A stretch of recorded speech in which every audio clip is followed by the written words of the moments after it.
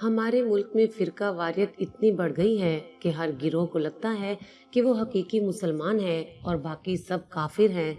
और शिया सुन्नी की लड़ाई और बहस तो हमेशा से चली आ रही है। कुछ लोग इतने जज्बाती हो जाते हैं कि मर मिटने को तैयार हो जाते हैं, और कुछ मुझ जैसे लोग होते हैं जो अलग गिरोहों से भी अपनी मर्जी और फायदे का काम ले लेते हैं। मेरा ताल्लुक सुन्नी खानदान से था, मगर हमारा घराना बहुत ज्यादा मजहबी नहीं था। हम कभी शिया सुन्नी की बहस में नहीं पड़ते थे। ना हम इतना ज्यादा किसी भी फिरके के बारे में जानते थे जितना मैंने अपने घर वालों को जाना था। हम किसी फिरके से नहीं थे। हमारा घराना ऐसा था जो दुनिया में सिर्फ कमाने खाने के लिए आते हैं और अपने काम से काम रखते हैं। नमाज पढ़ने के लिए भी हमें जो मस्जिद मिल जाती हम वहीं पढ़ लेते थे, मगर हमारी औरतें सख्ती से पर्दा करने की पाबंद थीं। वो बिला जरूरत घर से बाहर नहीं निकलती थीं और हम लड़कों की जिंदगी अपनी मर्जी से गुजर रही थी। मेरे भाइयों का अलम और कड़े वगैरह बनाने का काफी अच्छा चलता हुआ कारोबार था, और मुहर्रम में तो हमारी कमाई बढ़ जाया करती थी। जब हमने ये कारोबार शुरू किया तो बहुत से जानने वालों को लगा कि शायद हम शिया हैं, मगर ऐसा बिल्कुल नहीं था। हमें सिर्फ अपने कारोबार और अपनी कमाई से गर्ज थी, और मेरे भाई ये चीजें बहुत नफासत और सफाई से बनाते थे, जिसकी वजह से हमारा कारोबार खूब चमक उठा था। मैं भी कुछ अरसा पहले ग्रेजुएशन करने के बाद अपने भाइयों के साथ यही काम करवाता था, और 10 मुहर्रम आते ही मैं पैसों पर मातम करने पहुंच जाता था। मेरे घर वाले इस सच्चाई से नावाकिफ थे, क्योंकि मैं जानता था वो सब किसी फिरके से नहीं जुड़े थे।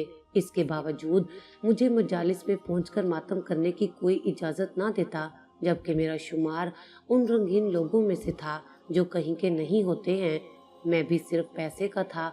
मैं नहीं जानता था मेरा यही लालच मेरी जिंदगी बर्बाद कर देगा, और मेरे साथ ऐसा वाकया पेश आएगा कि मैं सारी उम्र इस तारीख और उसको भूल नहीं पाऊंगा। इस बार भी मैं 10 मुहर्रम के आने की तैयारी करने लगा और काला लिबास भी तैयार करवा लिया। 10 मुहर्रम के रोज एक शिया दोस्त के साथ मतलूबा जगह पर पहुंचा तो हमेशा की तरह स्याह लिबास पहने मर्द और औरतों का रश लगा हुआ था। मैं सारा दिन उनके दरमियान घूमता रहा था, और जब मैं और मेरा दोस्त शाम गरीबा में पहुंचे तो वहाँ हस्बे मामूल अंधेरा किया जा रहा था और हर जगह दिए जलाए जा रहे थे। ना जाने क्यों ऐसे माहौल में आकर मुझे उलझन सी हो जाती थी, क्योंकि मैंने शाम गरीबा के बारे में लोगों से बहुत उल्टी सीधी कहानियां सुन रखी थी, मगर हकीकत में बिल्कुल नहीं जानता था इन बातों में कितनी सच्चाई है। मैं अपने दोस्त के साथ एक जगह बैठ गया और लोगों को देखने लगा। मेरा दोस्त उसी वक्त पानी पीने के बहाने वहाँ से खिसक गया था, और मैं जानता था वो मजलिस सुनने के लिए सबसे आगे जाकर बैठने की कोशिश करने गया होगा। मैं सबसे अलग थलग बैठा हुआ था, क्योंकि मैं इन कामों में दिलचस्पी नहीं रखता था। मैं अपने काम से काम रखने वाला इंसान था, और उस वक्त भी मैं वहाँ सुकून से बैठा हुआ था। मजलिस के लिए वहाँ जाकिर पहुँचा तो सब सीधे होकर बैठ गए। मैं अब भी यहाँ वहाँ देख रहा था, मगर वहाँ मौजूद सब लोग दिलो जान से जाकिर की जानिब मुतवज्जा हो चुके थे, और किसी को कोई होश नहीं था। मेरे मोबाइल पर अचानक कॉल आने लगी। मैंने मोबाइल साइलेंट पर किया हुआ था, मगर वाइब्रेशन होने की वजह से मैं चौंक गया था। मैंने नंबर देखा तो मेरे साथ आए उसी दोस्त की कॉल थी। मैं इर्द गिर्द देखने लगा। यहाँ आने के बाद मेरे दोस्त को मुझे कॉल करने की क्या जरूरत पेश आई थी। मैं जल्दी से उठकर उस जगह से निकला और कॉल अटेंड की। मेरा दोस्त सरगोशी से कुछ बोल रहा था, लेकिन उसके पीछे से आती मजलिस और रोने की आवाजों की वजह से मैं कुछ सुन नहीं पाया था। मैं उसे ऊंचा बोलने का बोल रहा था, लेकिन अचानक कॉल बंद हो गई। अभी मैं उसे कॉल मिलाने का सोच रहा था कि मेरे पास 10 औरतें आईं। मैं जिस जगह मौजूद था वहाँ अंधेरा छाया हुआ था, जिसकी वजह से मैं उन्हें पहचान नहीं पा रहा था। मगर वो मेरे करीब पहुंची तो उनमें से एक औरत सरगोशी में मुझे अपने साथ चलने का बोलने लगी। मैं उसकी बात पर हैरान हुआ। मैंने उसे कहा कि मैं उन्हें नहीं जानता, वो कौन है। शायद उन्हें मुझ पर अपने किसी जानने वाले का गुमान हुआ था, मगर मेरे बोलने और सवाल करने पर भी वो मुझे अपने साथ ले जाने पर बाजिद रहे। मुझे लगा वो शायद परेशान हैं और रास्ता भटक गई हैं। मैं उनके साथ चल पड़ा, और वो ही मेरी सबसे बड़ी गलती थी। मैं उन औरतों से हमदर्दी के चक्कर में उनके साथ चल पड़ा और जब हम अंदर पहुंचे तो मैं उनसे माजरत करके वहां से निकलने लगा ताकि अपने दोस्त को कॉल कर सकूं। मुझे उसकी फिक्र होने लगी थी कि वो न जाने क्यों मुझे कॉल कर रहा था। मुझे वहां से जाता देखकर अचानक उन औरतों ने मुझे दबोच लिया। मैं घबराकर उन्हें देखने लगा और उसके बाद जो कुछ हुआ वो मेरे होश उड़ाकर रख गया था। मैं फटी फटी आंखों से इर्द गिर्द देखता रहा था और जब मेरी आंख खुली तो मैं अस्पताल के बेड पर पड़ा हुआ था। मेरे जिस्म पर चोटों के निशानात थे और मुझे मरहम पट्टी की गई थी। मैंने सर झटक कर सब याद करने की कोशिश की तो मेरा वजूद दर्द से साकिन होने लगा था। मेरी हालत इतनी खराब थी कि मैं हरकत करने से भी बेहाल हो गया था। मैंने अपने आसपास देखा तो अस्पताल के उस वार्ड में हलचल मची हुई थी। नर्सें जख्मी अफराद को मरहम पट्टी कर रही थी और डॉक्टर सबका मुआयना करने में मसरूफ थे। ये सब देखकर मेरा दिमाग भी बेदार होने लगा। मुझे एक रात पहले वाली सब कार्रवाई याद आने लगी। उन औरतों ने मुझे दबोच कर रोक लिया था और तब अचानक ही वो औरतें उस जगह पर अलग अलग होकर फैलने लगी थी। मैं हैरान सा एक औरत के साथ खड़ा ये सब देख रहा था। मुझे पकड़कर खड़ी औरत ने अचानक से एक सरगोशी की और एक छोटा सा कागज मेरी जेब में डालकर मुझे छोड़ दिया था। मैं हैरान होकर उस औरत को देखने लगा मगर उसने मुझे जाने का इशारा दिया। मैं बाजू झाड़ता उस औरत की बात सोचता वहां से आगे चल पड़ा मगर मैं अभी कुछ दूर गया था कि अचानक एक साथ हर तरफ से धमाके होने लगे थे। मैं उस औरत से ज्यादा दूर नहीं गया था इसलिए मेरे वजूद को भी अच्छा खासा झटका सा लगा था और मैं उछलकर एक तरफ गिर गया था। वहां मौजूद लोगों में खलबली मच गई थी। कुछ अफराद जख्मी हो चुके थे और कुछ चीख रहे थे। मेरे कान इन धमाकों की वजह से बिल्कुल बंद हो गए थे और मैं फटी फटी निगाहों से सबको देखता बेहोश हो गया था। अब भी अस्पताल का माहौल कुछ रात वाला ही था। पट्टियों में जकड़े जख्मी लोग दर्द से करहा रहे थे। मैं अपने दोस्त को तलाश करना चाहता था मगर मुझ में इतनी ताकत नहीं बची थी कि मैं उठ सकता। सब जख्मी अफराद के लवाहिकीन उनके साथ थे और एक मैं अकेला पड़ा हुआ था। मुझे अपनी तकलीफ पर रोना आ रहा था। मुझे ऐसा लग रहा था जैसे अल्लाह ताला ने मुझे सजा दी है। मेरे घर वाले शायद मेरा इंतजार कर रहे होंगे मगर वो नहीं जानते थे मैं कहाँ गया हुआ था। मैं खामोशी से अपनी जगह पड़ा रहा। कुछ देर बाद मेरे घर वाले तो नहीं आए मगर पुलिस वाले मेरे सर पर पहुंच गए थे। उन्हें देखकर मेरी जान निकल गई थी। एक पुलिस ऑफिसर ने मेरे करीब स्टूल खींचकर बैठते हुए मेरा जायजा लिया और बोला कि यहाँ जख्मियों से चूर पड़े खुद को गाजी समझ रहे होगे जबकि तुम्हारी साथी औरतें शहीद हो चुकी हैं। पुलिस वाले का तंजिया जुमला सुनकर मैं परेशान हो गया और अपनी लड़खड़ाती जुबान में बोला कि मैं उनकी बात का मतलब नहीं समझ पाया। वो किन साथी औरतों की बात कर रहे थे? मेरी ना समझी पर वो पुलिस वाले बोले कि देखो इतना जिस्मानी और जानी नुकसान करके भी मैं कैसे अनजान बन रहा हूँ और मासूम बन रहा हूँ। फिर अचानक वो पुलिस ऑफिसर बोला कि कल रात तुम लोगों की वजह से सैकड़ों लोग जख्मी हुए हैं और 15 लोग इस वक्त तक मर चुके हैं। मैं वाकई उस बात से बेखबर था। मैंने इतराफ में नजर दौड़ाकर रोते हुए लोगों को देखा और दुख से आंखें मीच ली। मेरी खामोशी पर वो पुलिस वाला बोला कि अगर बोलने के काबिल हो तो सच सच बता दो, तुम किस तंजीम का हिस्सा हो और तुम्हें भेजने वाला बंदा कौन है। मैंने आंखें खोलकर उस अफसर को देखा। मैं दर्द से बेहाल था और मेरे लिए बोलना भी मुहाल हो रहा था।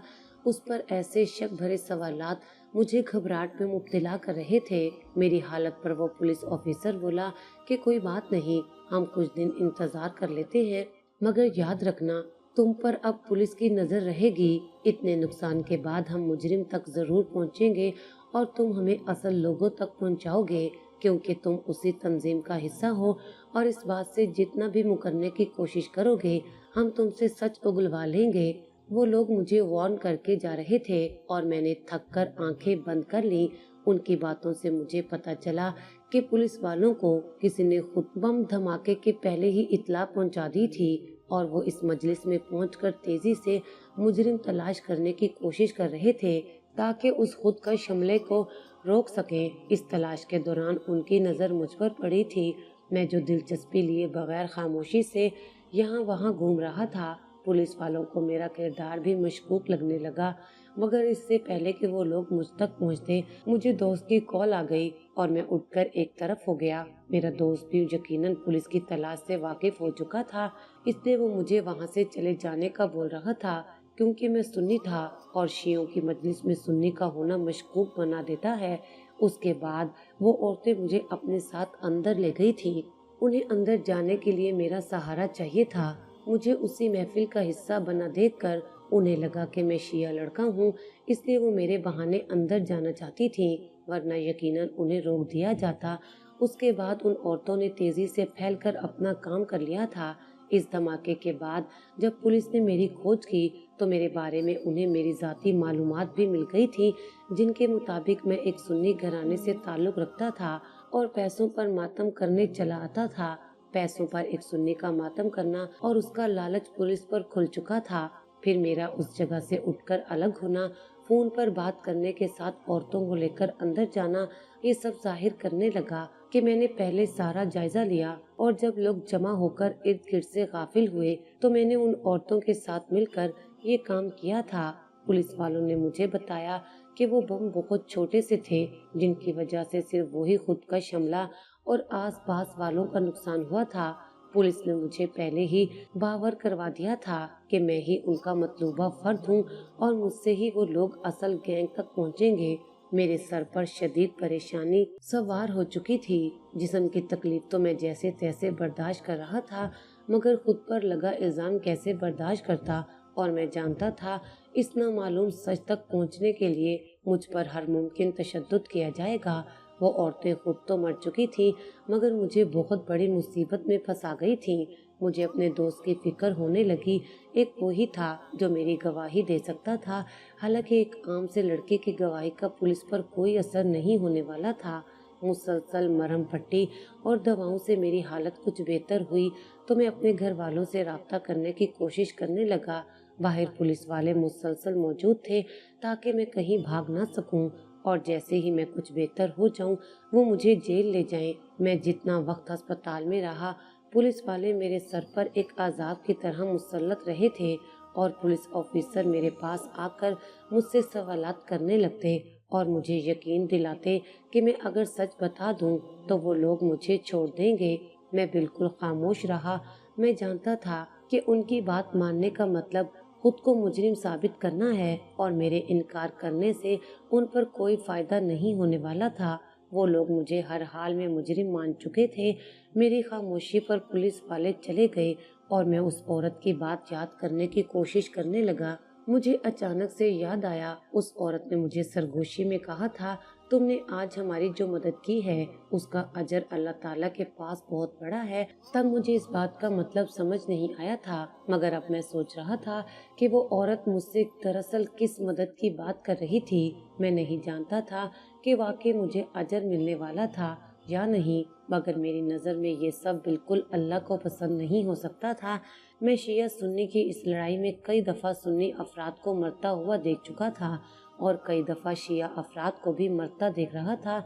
इस जंग में एक दूसरे का नुकसान करके दोनों तरफ के लोग इसी गरूर में मुब्तला थे कि वो असल दीन से जुड़े हुए हैं और वो ही अल्लाह के करीब हैं, जबकि सच तो ये था कि अल्लाह का दीन इस लड़ाई और फिरकों की इजाज़त हरगिज़ नहीं देता था, ना ही अपने जैसे कलमा गो मुसलमान भाइयों को बेदर्दी से मारने का हुक्म देता है।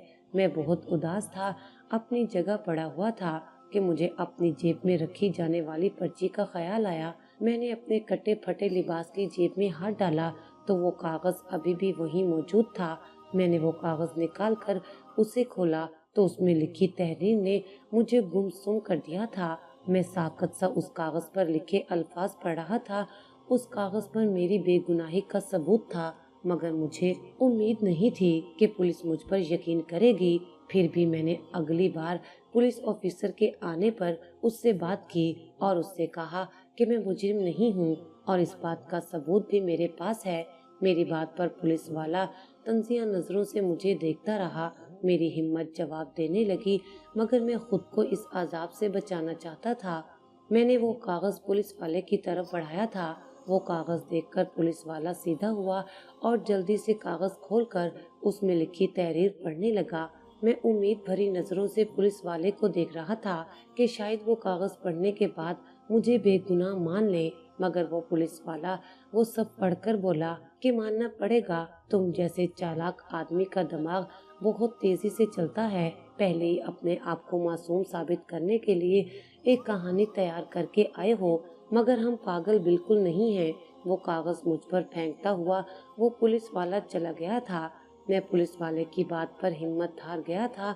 वो लोग मुझे बेकसूर मानने को तैयार नहीं थे और जानते थे कि अगर मुझे बेगुनाह साबित किया गया तो उन्हें उन खुद का शमला आवर औरतों के गिरोह को ढूंढना होगा, जो कि बहुत मुश्किल काम था। ये हमारे मुआशरे का निहायत दर्दनाक अलमिया है। हमारे मुहाफिज हमारी पुलिस में गिने चुने अफराद अपने पेशे से ईमानदार थे, वरना बाकी सब ऐसे ही थे, लापरवाह और बेहिस, जो मुझ जैसे बेगुनाह लड़कों को सजा देकर अपनी जिम्मेदारी से जान छुड़वा लेते हैं। मैंने कोई रास्ता ना पाकर खामोशी से उस वार्ड में मौजूद एक नर्स से इल्तिजा की वो एक बार मुझे घर वालों से बात करवा दे। उस नर्स को मुझ पर तरस आ गया और उसने राजदारी से मुझे अपना मोबाइल पकड़ा दिया। मैंने जल्दी से अपने घर का नंबर मिलाया। मेरे वालिद और भाई पागलों की तरह मुझे ढूंढ रहे थे। वो मुझे तसल्ली देने लगे। मैंने पुलिस का जिक्र गोलमोल कर दिया था। मैं ये बात उनसे मिलकर करना चाहता था। चंद घंटों में मेरे घर वाले अस्पताल पहुंच गए थे। मेरी हालत देखकर मेरा बाप तड़प उठा था। मैं बेबस पड़ा हुआ था। सरकारी अस्पताल के वार्ड में मुझे देखकर मेरे भाइयों ने मुझे अच्छे अस्पताल ले जाने का सोचा, मगर मैं वहां से कहीं नहीं जा सकता था। मैंने अपने बाप भाइयों को सारी बात बता दी और उन्हें बताया कि पुलिस वाले मुझे ठीक होने पर जेल ले जाने वाले थे। मेरी बात सुनकर मेरा बाप मुझे डांटने लगा कि मैं चंद पैसों की लालच में क्या काम करता रहा हूँ। अब पुलिस वाले बगैर तहकीक किए सीधा मुझ पर इल्जाम लगाकर बरी हो गए थे। मैं शर्मिंदा सा उनकी बात सुन रहा था। अब मुझे एहसास हो रहा था कि मैं गलत करता रहा हूँ। वो सब शिया अफराद जिनका नुकसान हुआ था वो बहुत गुस्से में थे, और जब उन्हें मेरे बारे में पता चला कि मैं सुन्नी हूँ तो वो भी मुझे ही मुजरिम मान रहे थे। सारी बात इसी फिरके की थी जो मुसलमानों ने अपने दरमियान पैदा कर दिया था। वो सब इसी फिरके की वजह से मेरे बारे में कुछ जानने की कोशिश ही नहीं कर रहे थे। मैं कुछ संभला तो पुलिस मुझे जेल ले गई। मैंने अपने बाप को वो कागज पकड़ा दिया था। उस कागज में उस औरत ने उस धमाके की वजह बता दी थी। उसने जो कुछ लिखा था उसके मुताबिक मुझे यही अंदाजा हुआ कि वो 10 औरतें आपस में रिश्तेदार थीं। वो एक मजहबी घराने से ताल्लुक रखती थीं। उनके घर के मर्द दर्स देते थे और दीनी तालीम देते थे। कुछ अरसा पहले शिया अफराद की मजालिस में सहाबा कराम पर बोले जाने वाले कुछ उल्टे सीधे अल्फाज की वजह से कुछ सुन्नी अफराद भड़क उठे थे और उन्होंने मिलकर शियों के खिलाफ एक मुहिम तैयार की थी। वो हर जगह शियों को बुरा भला कहते थे और उनकी ऐसी बातों ने शिया अफराद को भड़का दिया था। उन्होंने गुस्से से उन सुन्नी अफराद को पकड़कर उनका कत्ल कर दिया। उनके शहीद होने पर उन लोगों की औरतें लावारिस हो गई थीं। उनके दिलों में शियों के लिए नफरत की आग बढ़ गई थी। अब न जाने कौन गलत था कौन ठीक, ये तो खुदा जानता था, मगर दोनों तरफ एक दूसरे को मारकर सुकून हासिल किया जा रहा था। वो औरतें भी खुद को शहीद करने का सोचकर इस मजलिस में आ गई थीं। उस औरत ने मुख्तसर अल्फाज में मुझे अपनी रौदाद लिखकर माजरत की थी और कहा था कि मैं उसे माफ कर दूं। इस तहरीर से अंदाजा हो रहा था कि वो पहले से मंसूबा बनाकर आई थी कि किसी शिये की मदद से अंदर दाखिल होंगी। वो नहीं जानती थी कि उन्होंने एक सुन्नी लड़के को फंसा दिया था, मगर ये उस औरत का एहसान था कि वो मुझे सच्चाई बता गई थी और वही सच्चाई मेरे हक में बेहतर साबित हुई थी। अब मैं जेल पहुंच चुका था। पीछे मेरे वालिद ने बेहतरीन वकील चुन लिया।